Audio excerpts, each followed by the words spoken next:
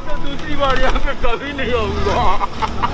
একবারে আসমানের মধ্যে আমরা না, হ্যাঁ বহুত পাহাড়ের উপরে। গরম দিনের মধ্যে শীত দেখেন কেমন শীত, একদম কুয়াশা ফেলাইছে। আর এগুলো কুয়াশা না, এগুলো মেঘ।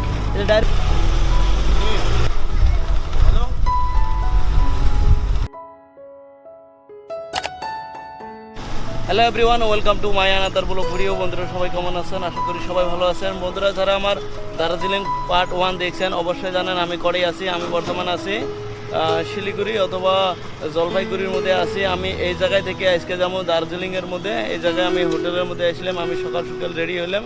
তাহলে আমি এই জায়গায় থেকে একটা টোটো করে যাবো শিলিগুড়ি জংশনের মধ্যে, ওই জায়গায় থেকে আমি যাবো দার্জিলিং। তো বন্ধুরা চলেন তাহলে আজকের ব্লগ ভিডিওটা শুরু করি। আমি শিলিগুড়ি জংশনের মধ্যে এসে গেলাম। এখান থেকে টিকিট নিতে লাগবে, টিকিট নেওয়ার পরে আমি দার্জিলিং যাব। আমি কাউন্টারের মধ্যে যাচ্ছি।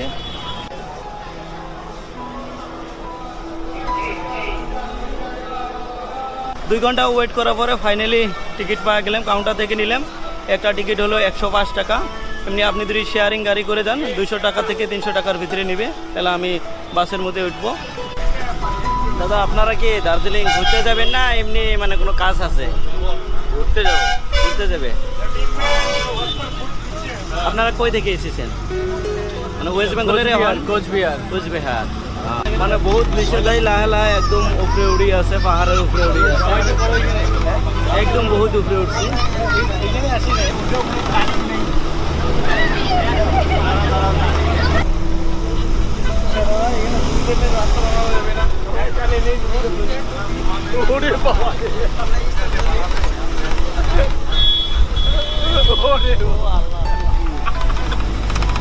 মানে এত উপরে ওঠা হয়েছে যে একদম তলে আরো আরো উপরে ওঠা লাগবে, যেটা দেখা গেল।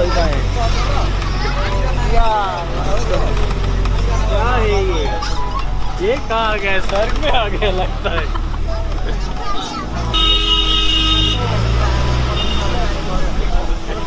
এই সাইডে একটা ঝর্ণা আছে, মানে গাও দেওয়ার জন্য ভালো প্লেস।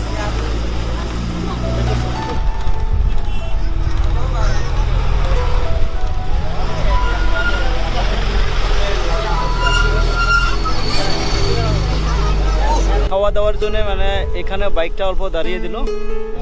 এটা লোকেশন রোহিণী বলে। খুব সুন্দর ভিউ এসে সবাই ফটো ওঠার জন্য ব্যস্ত।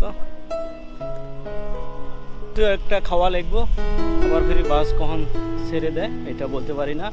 আগে কিছু একটা খেয়ে নেই। সকাল থেকে কিছু খাওয়া হয়নি, জাস্ট এক কাপ চা খাইছি।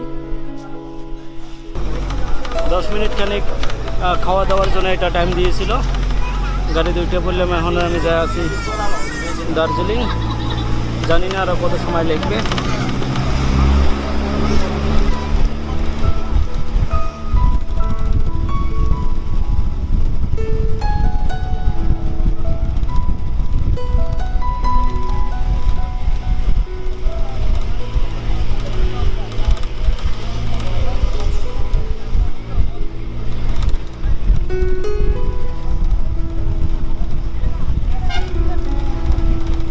রুটটা বহুত ডেঞ্জারাস রুট হয়। এর আগে আমি শিলং গেছিলাম, শিলং থেকে দাউকি চেরাপুঞ্জি গেছিলাম। মানে ওরেও কিন্তু বহুত ডেঞ্জারাস রুট হয়, কিন্তু তার তো এইটা বেশি।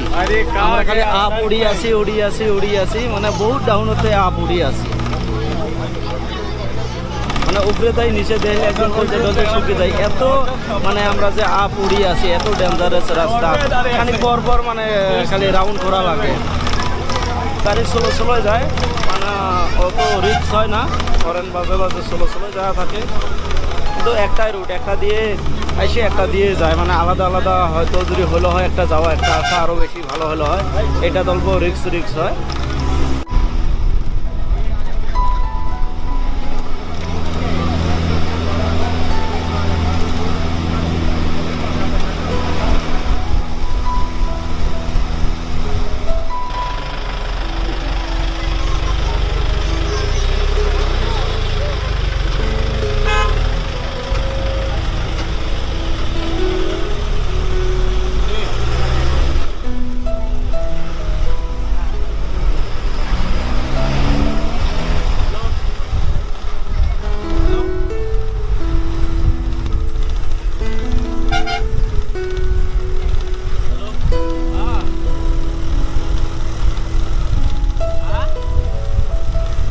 একবারে আসমানের মধ্যে আমরা না, হ্যাঁ একদম বহুত আসমান। পাহাড়ের উপরে।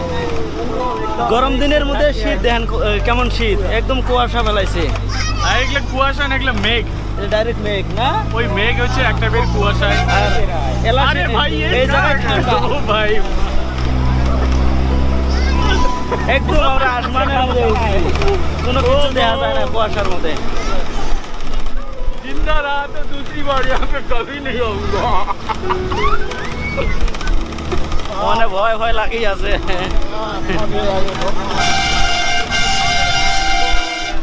प्लेन साइड में तो जाड़ा में दिसंबर में लगता है। ডিসেম্বর মে हाँ, ওই আরো উপরে উঠবো, ওই তো अभी नहीं लग रहा है, अभी लगे नहीं। তো আমরা কাশিয়াং পাইলাম, এইটা জায়গার নাম কাশিয়াং। प्लेन खराब है।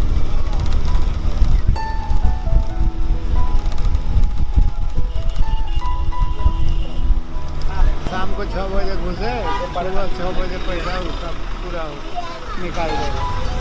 बोलेगा एक क्या? आदमी के लिए, एक आदमी पर हेड है। एक आदमी के लिए, एक रात के लिए 1000-1200। हाँ, बहुत ज्यादा है। हमारे 5 परिवार लिए हैं तो रात को में 5000 का बिल है। ফাইনালি আমি দার্জিলিং পেয়ে গেলাম। এই জায়গা থেকে প্রথমে একটা হোটেল বুক করে নিতে লাগবে। আমি একটা হোটেল দিয়ে নেই।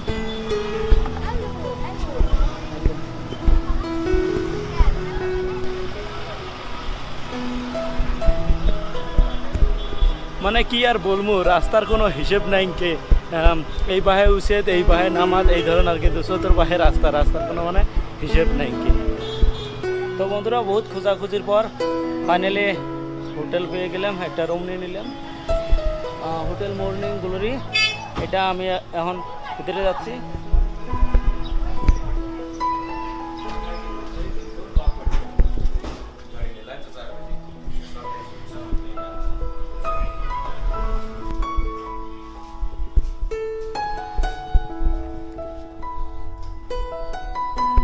এটা হয় রুম,